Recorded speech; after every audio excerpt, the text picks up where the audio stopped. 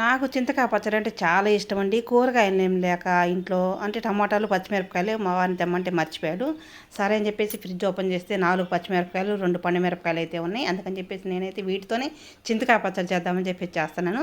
ఇంకా అవి పచ్చిమిరపకాయలు, పండుమిరపకాయలు మిక్సీ జార్‌లో వేసి కడిగి తర్వాత కావాల్సినంత చింతతొక్కు అయితే వేశాను. చిటికెడు ఉప్పు అయితే వేశాను.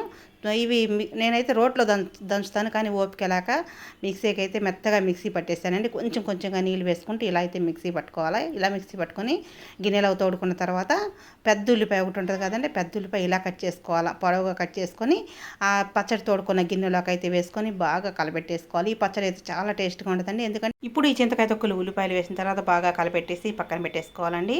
బాండీ పొయ్యి మీద పెట్టుకుని సరిపడా నూనె అయితే వేసుకోవాలా. తాలింపులోకి కావాల్సినవి అయితే 4 వెల్లుల్లి రెబ్బలు నలుగొట్టుకోవాలి. తర్వాత తాలింపు గింజలు, కరివేపాకు, ఒక ఎండుమిరపకాయ నూనె అయిన తర్వాత ఇవైతే నూనెలో వేసేసుకోవాలండి.